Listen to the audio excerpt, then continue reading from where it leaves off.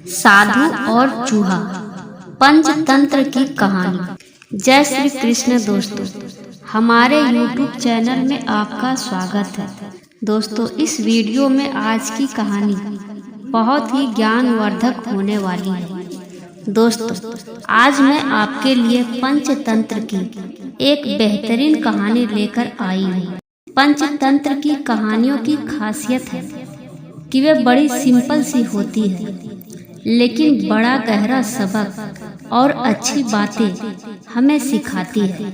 बस आपसे निवेदन है कि इस कहानी को पूरा सुनें। और दोस्तों, आप अगर मेरे चैनल में नए आए हो तो प्लीज़ हमारे चैनल को सब्सक्राइब कर लें। तो आइए दोस्तों, अब सीधे कहानी की ओर चलते हैं। दक्षिण भारत के एक गांव में एक शिव मंदिर में एक साधु रहा करता था। यह साधु भगवान शिव के बहुत बड़ा भक्त था।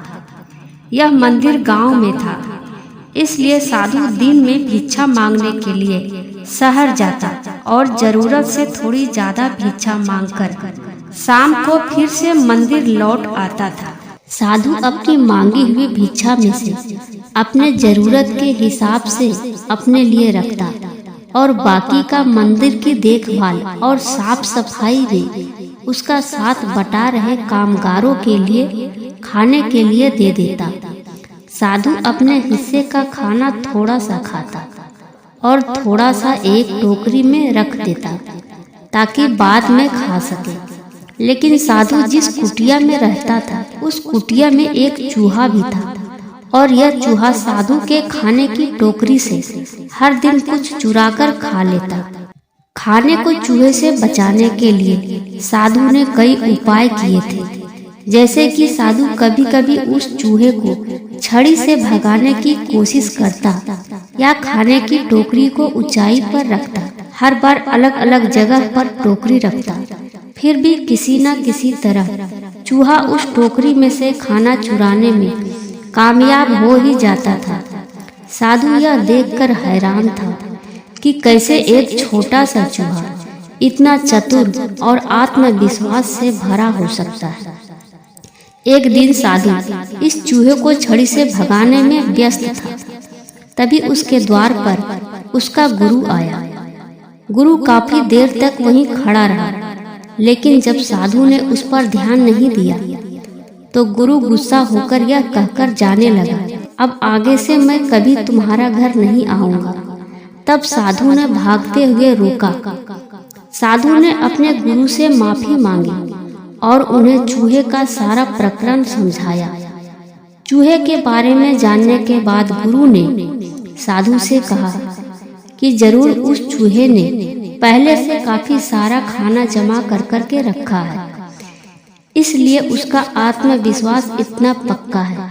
जब किसी के पास संसाधनों की कमी नहीं होती है, तब यह विचार अगर वो किसी कोशिश में असफल भी हो जाए तो कोई फर्क नहीं पड़ेगा, उसे काफी दृढ़ आत्मविश्वास देता है। काफी सोच विचार करने के बाद साधु और उसका गुरु इस निष्कर्ष पर पहुंचे कि अगर उस चूहे का आत्मविश्वास खत्म करना है तो उसके द्वारा जमा किया गया खाने का भंडार उससे दूर करना होगा। फिर वह अपने आप अपने कोशिशों में कमजोर पड़ जाएगा। अगले दिन साधु ने चूहे पर नजर रखी और जब वो टोकरी में खाना चुराने के लिए आया तो चुपचाप साधु उसका पीछा करता रहा और आखिरकार चूहे के बिल तक जा पहुंचा। चूहे के बिल को खोदने के बाद साधु ने देखा कि चूहे ने कहीं से खाना चुराकर अनाज का एक बड़ा सा ढेर जमा कर कर रखा है। साधु ने अनाज के उस ढेर को वहां से उठा लिया और गाय को खिला दिया। चूहा जब अपने बिल में आया तो उसने देखा कि उसके खाने का भंडार अब वहां नहीं है, तो उसका दिल जैसे बैठ गया। वो काफी निराश हो गया। उसे तरह तरह के विचार आने लगे कि अब आगे क्या होगा।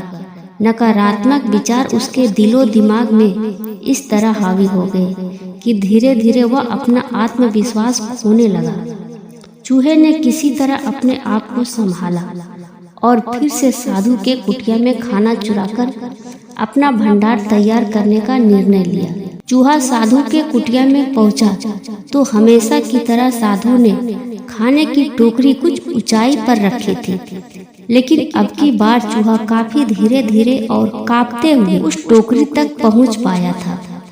वह टोकरी से खाना चुराने वाला ही था कि वो अचानक वहां से फिसला और जमीन पर आ गिरा। नीचे साधु अपनी छड़ी लिए खड़ा ही था।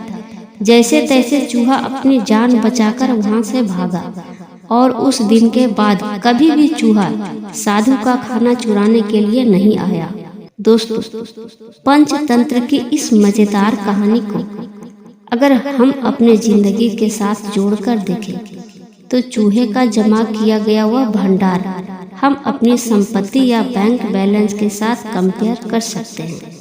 और आपने भी यह महसूस किया होगा, अगर हमारे पास जमा पूंजी अच्छी है तो हमारा आत्मविश्वास कुछ और ही होता है, लेकिन अगर हमारे पास कुछ नहीं होता है तो हम छोटे मोटे काम भी ठीक से नहीं कर पाते।